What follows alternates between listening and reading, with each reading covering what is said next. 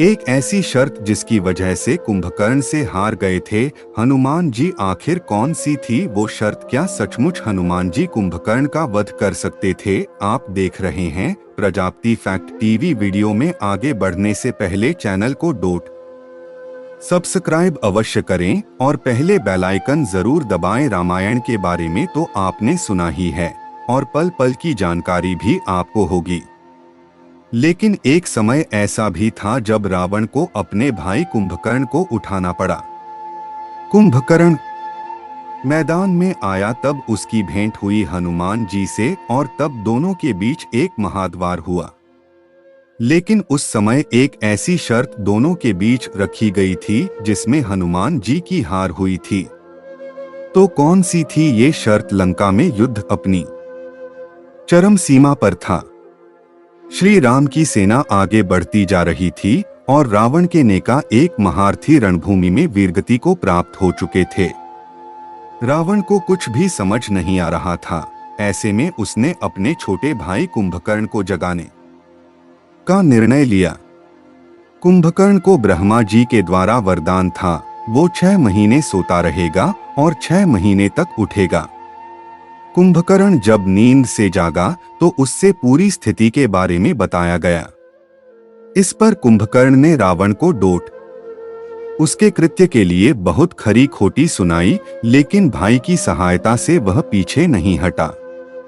जब वह रणभूमि में पहुंचा तो उसकी काया देकर बानर सेना में खलबली मच गई। उसने किसी और से युद्ध न करते हुए सीधे से युद्ध करने की ठानी। कुंभकर्ण से युद्ध किया और सभी परास्त हुए। सुग्रीव, अंगद, सपने, यहाँ तक कि जामुन जी ने और सभी कुंभकर्ण से हार गए। उसके बाद प्रभु श्री राम तक पहुंचने से पहले कौमकारण को रोका महाबली हनुमान जी ने। उन्होंने युद्ध क्षेत्र में बिल्कुल एक महाबली योद्धा की तरह एंट्री मारी। युद्ध क्षेत्र में आकर उन्होंने कुंभकर्ण को सीधा ललकारा।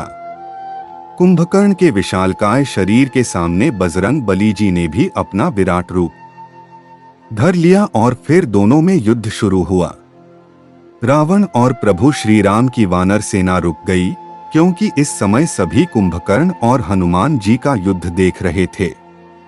आपस में लड़ते हुए दो लोगों को अपने प्रतिनिधियों के बल का आभास हुआ और दोनों ने मन ही मन एक दूसरे की सराहना भी की।